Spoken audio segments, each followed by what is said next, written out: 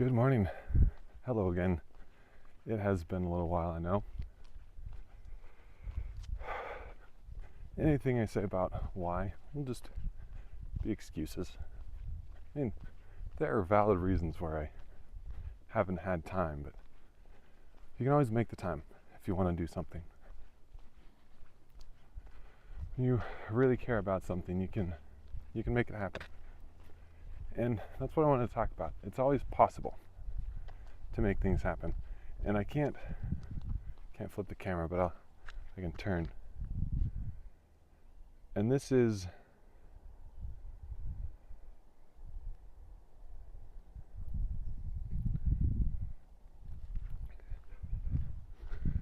why.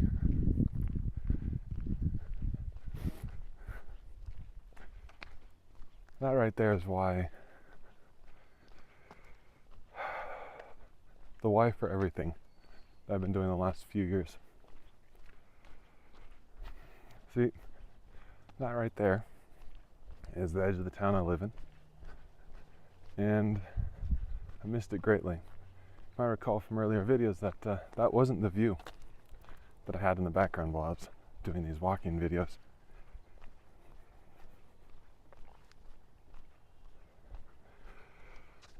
We lived in a much larger city for about a year and a half. I only started those videos towards the end of that time there.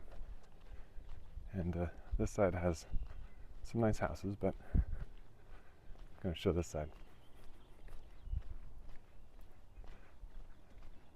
And our family was getting comfortable there. We were getting used to it. But it's not where we really wanted to be. This is where we lived before. And then I'll spare you all the details. It's also a very personal story. But suffice it to say, but let me just say that we lived and we learned, and as that saying, absence makes the heart grow fonder. We learned to recognize what we had lost, what it is that we truly wanted.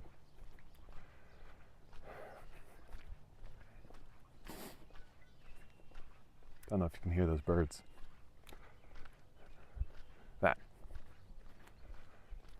That's what we wanted.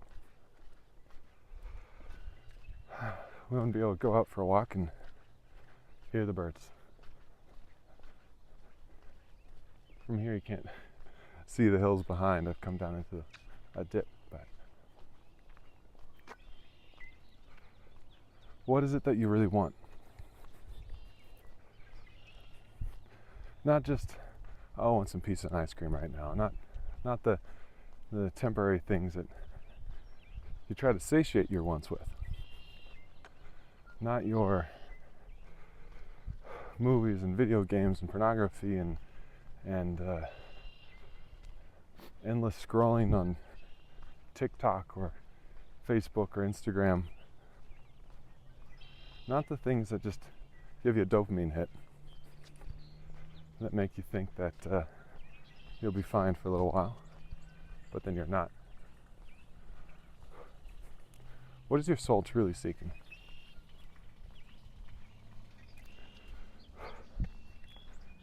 That you're just trying to paper over with all these other addictions.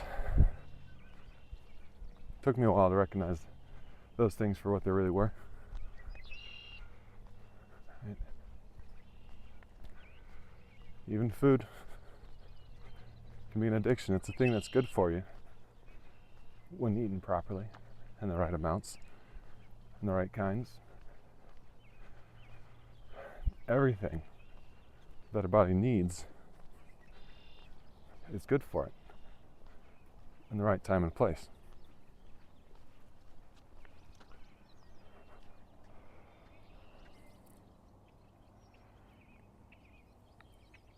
But what is it that you really seek?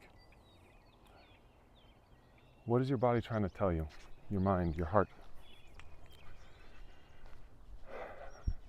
Growing up, I thought meditation was, I don't know, made up stuff. Like, that can't really be helpful. It can't really be like a thing that does everything they say it does.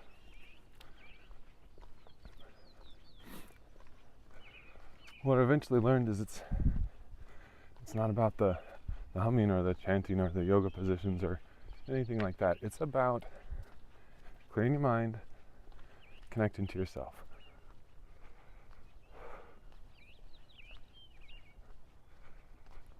And even though most people might not say it out loud or may not recognize it at all, it's actually a way to connect to God.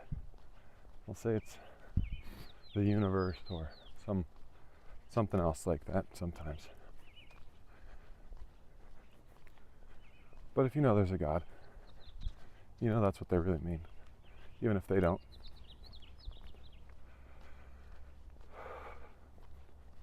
Meditation is a form of prayer. Prayer, done right, honestly, sounds a lot like meditation. You need to connect with a higher power that knows you, loves you, knows everything about the universe that He created and that you're in.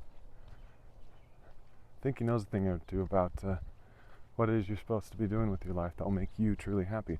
Not because He wants it, not because it serves Him, even those are good and valid reasons, but because He loves you, He cares for you. He wants you to be happy, and He knows what makes you happy. So He wants to show you those things. It's really as simple as that. As you meditate, you pray, connect with Him,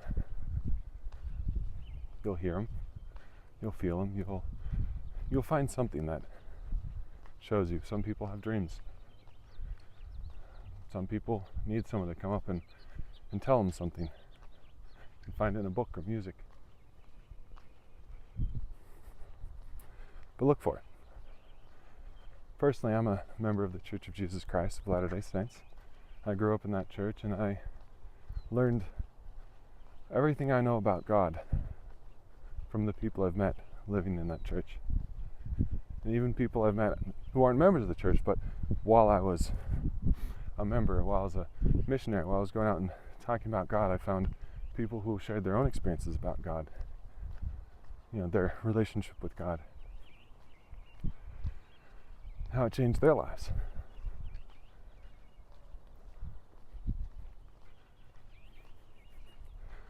Far too much to cover in a quick video on my walk home. But this is why I walk. I'm only recording the end when I'm sharing some thoughts, but the first part of the walk, just me and God.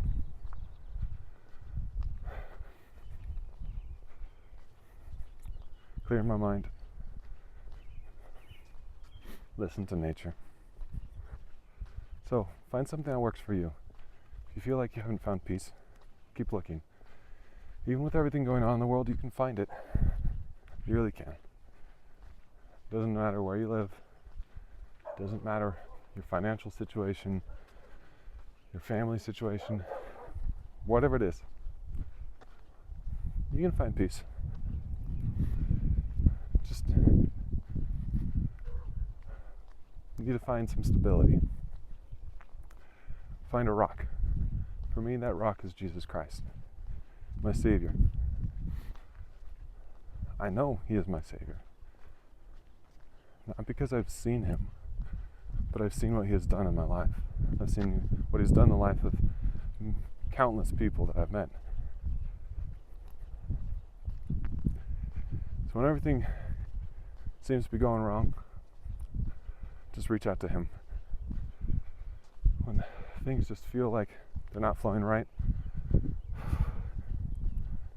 I kneel and I hand it over to Him. Like, okay, God, give me what I can handle so I can learn from it and grow from it, become a better man. But the rest, help me out. And He's there. And I'll be there for you too. So, what do you truly want? Well, it may be him.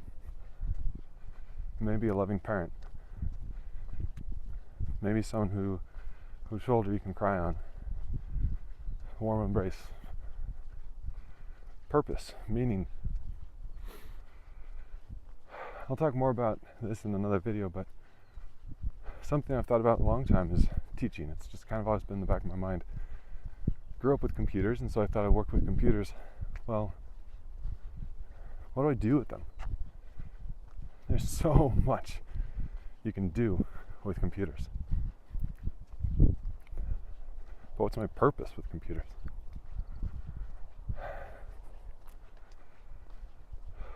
I'll look up the name for the video where I talk about this more. But there's a book my daughter was reading about a library. I'm going uphill here. Where I live, there's lots of hills. There's a children's library built to inspire and motivate them to recognize the wonder and opportunity there is in books. And there's a quote in the book. I think it was written on the floor of the library or the wall, something like that. Again, I'll look it up for the full video, but it said something like, knowledge not shared is knowledge that hasn't been received at all. Something like that. The point is, if you don't share what you learn, what point was there to it? I think that's my purpose. I love learning things. Got into computers just to learn about them. Now I need to share it. Here I'm sharing things I've learned about life. So, that's what I'm going to call it for today.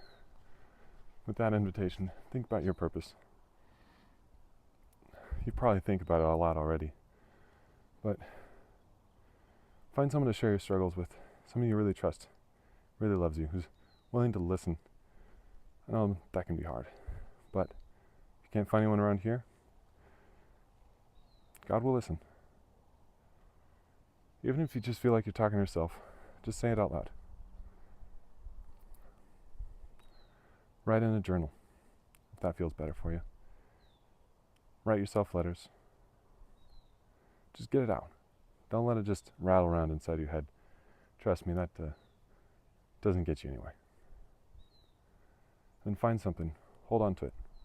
Do something with it. That's what I'm trying to do. I'll share how it goes along the way. We're in this together. No matter what your beliefs are, what side of the aisle you sit on all sorts of topics, we're all brothers and sisters, the human race. Whether or not you believe we're children of God, we're all human. We all come from a common ancestor. Whatever you believe that ancestor to be, Adam or Eve or something else, we all come from the same place. We all have more in common than we realize.